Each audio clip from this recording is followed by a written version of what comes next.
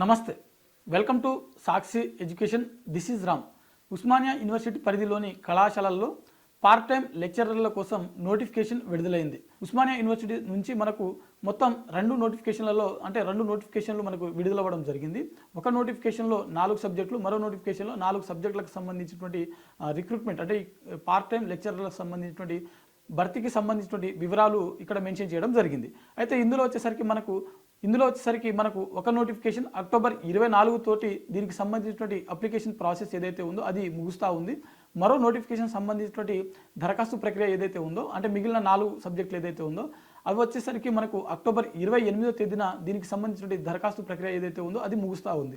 So మనకు ఏ సబ్జెక్టులు ఉన్నాయి, ఏ సబ్జెక్టులు ఏ తేదీన మనకు దీనికి సంబంధించిన దరఖాస్తు చివరి తేదీ ఉంది అనే విషయాల గురించి ఒకసారి తెలుసుకునేటువంటి ప్రయత్నం చేద్దాము.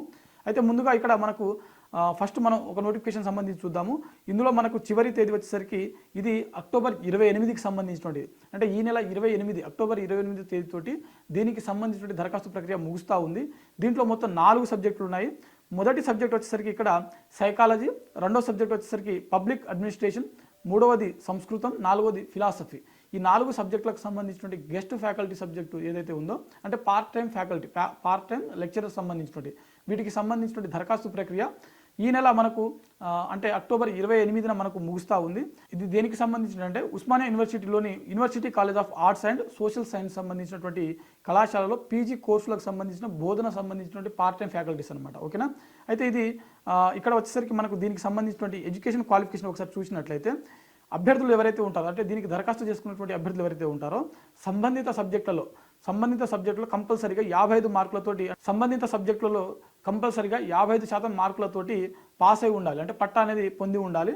అదేవిధంగా దీనికి సంబంధించినటువంటి నెట్ కానీ లేకపోతే సెట్ కానీ లేకపోతే SLET ఏదైతే ఉందో వీటిలలో ఏదో ఒకటి కంపల్సరీగా మీరు అర్హత పొంది ఉండాల్సి ఉంటుంది. అదేవిధంగా PhDకి సంబంధించిన అభ్యర్థులు ఎవరైతే ఉంటారో అంటే PhD పట్టా ఉన్నటువంటి అభ్యర్థులు ఎవరైతే ఉంటారో వారు కూడా సంబంధిత సబ్జెక్టులో PhD పట్టా ఉండి ఎవరైతే ఉంటారో ఆ అభ్యర్థులు కూడా ఈ పోస్టులకు దరఖాస్తు చేసుకోవడానికి ఎలిజిబుల్.